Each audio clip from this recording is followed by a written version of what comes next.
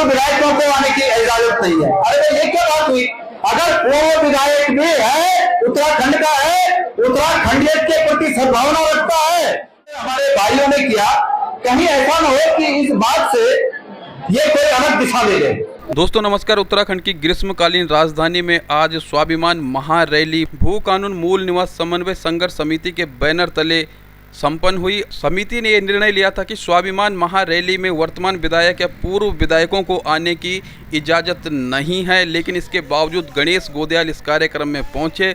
गणेश गोदयाल ने कहा कि जब मैं रामलीला मैदान के बाहर पहुंचा तो अंदर से कोई आया और बताया कि पूर्व विधायकों को भी यहाँ पे आने की इजाज़त नहीं है, लेकिन गणेश गोदयाल इसके बावजूद भी अंदर गए और न सिर्फ अंदर गए बल्कि मंच से उन्होंने अपनी बात रखी। यहाँ तक कि यूकेडी जब अपने झंडे डंडे लेकर के गई तो उनके झंडे डंडों को भी हटाया गया, उन्हें अंदर आने से रोका गया और इसे किसी भी तरह से राजनीति से रोकने का हर संभव प्रयास रहा। लेकिन गणेश गोदयाल इसके बावजूद इस कार्यक्रम में शामिल हो जाते हैं, जबकि एक और यूकेडी के झंडे डंडों को हटा दिया जाता है और गणेश गोदयाल न सिर्फ शामिल होते हैं बल्कि मंच से अपनी बात रखते हैं और बातों बातों में कुछ उपलब्धियां भी गिना देते हैं। हालांकि गणेश गोदयाल ने कहा कि वो कांग्रेस पार्टी के प्रतिनिधि के तौर पर नहीं बल्कि व्यक्तिगत तौर पे आए हैं, निजी रूप से यहाँ पे आए हैं और स्वाभिमान महारैली में सम्मिलित हुए हैं। उन्होंने स्वाभिमान महारैली को समर्थन दिया और वे किसके आह्वान पे इस रैली में शामिल हुए उन्होंने ये भी बताया और भी बहुत कुछ बताया, जिसे आप इसी वीडियो में सुनेंगे। स्वाभिमान महारैली में अनेकों सामाजिक संगठनों की भागीदारी रही, छात्र संघ संगठनों की भागीदारी रही, महिला मंगल दल की भागीदारी रही और महिलाओं का विशेष योगदान इसमें रहा। ये वही महिलाएं हैं जिन्होंने उत्तराखंड राज्य आंदोलन के समय भी आगे बढ़ कर के कार्य किया था और स्वाभिमान महारैली के आगे आगे भी महिलाएं थी। उत्तराखंड बेरोजगार संघ के अध्यक्ष बॉबी पंवार भी स्वाभिमान महारैली में पहुंचे थे। पूर्व विधायकों को स्वाभिमान महारैली में न आने की इजाज़त के बावजूद गणेश गोदयाल जब मंच पर पहुंचे उनका भाषण किस तरह का रहा, आइए सुनते हैं। भू कानून संघर्ष समिति के सभी सम्मानित पदाधिकारीगण, यहाँ पर उपस्थित हमारे तमाम जगह जगह से पूरे उत्तराखंड से आए हुए हमारे भाइयों एवं बहनों, मैं सबसे पहले हमारे राज्य के उन आंदोलनकारियों को जिन्होंने आंदोलन के दौरान अपने प्राणों की आहुति देकर इस राज्य की स्थापना के लिए महत्वपूर्ण जो कार्य था, महत्वपूर्ण जो संघर्ष था वो किया, मैं उनके संघर्ष के लिए उस बलिदान को नमन करता हूँ और आप सबको प्रणाम करता हूँ। मेरे प्यारे भाइयों, मैं इस आंदोलन में चूंकि पहले से निजी रूप में इस आंदोलन को, इस भावना को समर्थन देता रहा हूं और इस भावना का समर्थक हूं। इस भावना के समर्थन में और हमारे बहुत ही आदरणीय नरेंद्र सिंह नेगी जी के आह्वान पर अपने तमाम साथियों के साथ इस संघर्ष में शामिल होकर इस भावना को समर्थन देता हूं। मेरे यहाँ आने पर मैं इस बात को आगे नहीं बढ़ाना चाहता, क्योंकि जो प्रश्न हमारे भाइयों ने किया, कहीं ऐसा न हो कि इस बात से ये कोई अलग दिशा ले ले। मैं चाहता ये हूं कि यहाँ पर पहले मैं बाहर आया तो पता चला कि साहब पूर्व विधायकों को आने की इजाजत नहीं है। अरे ये क्या बात हुई? अगर पूर्व विधायक भी है, उत्तराखंड का है, उत्तराखंडियत के प्रति सद्भावना रखता है और ये चाहता है कि हमारी जमीनें इस प्रकार से न बिके, ये चाहता है कि हमारे मूल निवास के हक को वापस दिया जाए, तो उस पूर्व विधायक का और उस पूर्व शासक का भी यहाँ पर स्वागत होना चाहिए।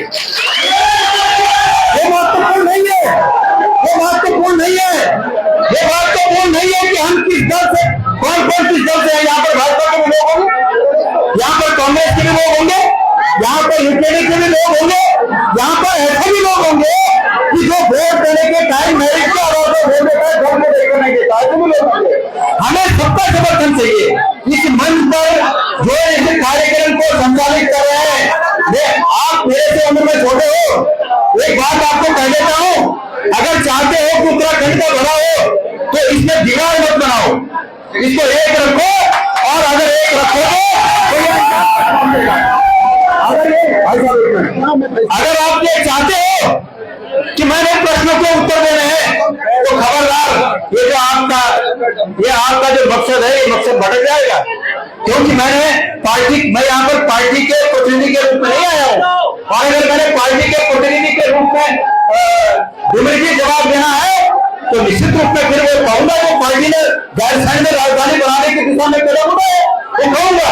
लेकिन अगर वो कहूंगा तो फिर आप लोगों को बुरा लगेगा।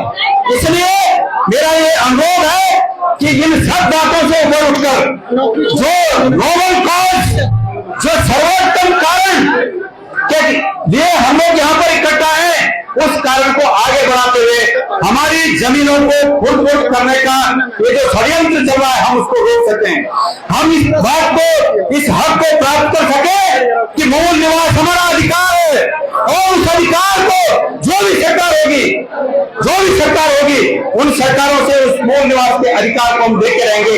इस संकल्प को रखो। बाकी अगर आप लोगों ने इधर उधर की बात की तो भाई बॉबी कुमार के अलग विचार हो सकते हैं, गणेश गोदियाल के अलग विचार हो सकते हैं, किसी बीजेपी नेता के अलग विचार हो सकते हैं, हमारे ईकेडी के भाइयों के अलग विचार हो सकते हैं, लेकिन आप लोग जो इसको चला रहे हो आप इन सब से अलग हो, और मैं उम्मीद करता हूं कि आप इन सब लोगों को साथ लेकर एक नोबल कॉज के लिए जिसके लिए हम यहाँ खड़े हैं, मेरा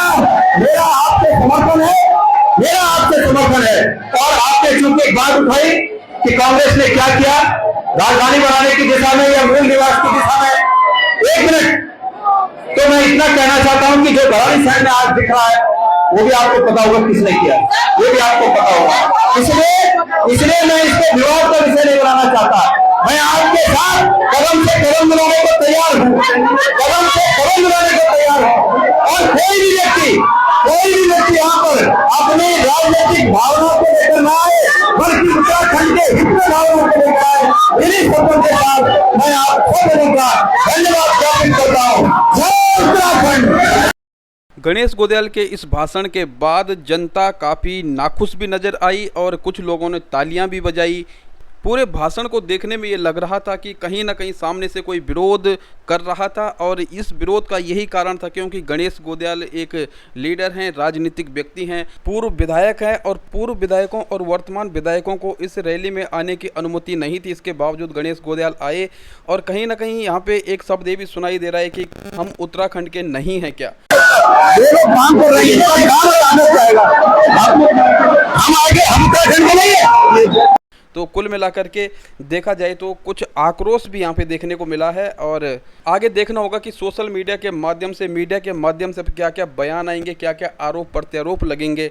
ये देखने वाली बात होगी। इस खबर पे हर किसी की नज़र होगी। नमस्कार।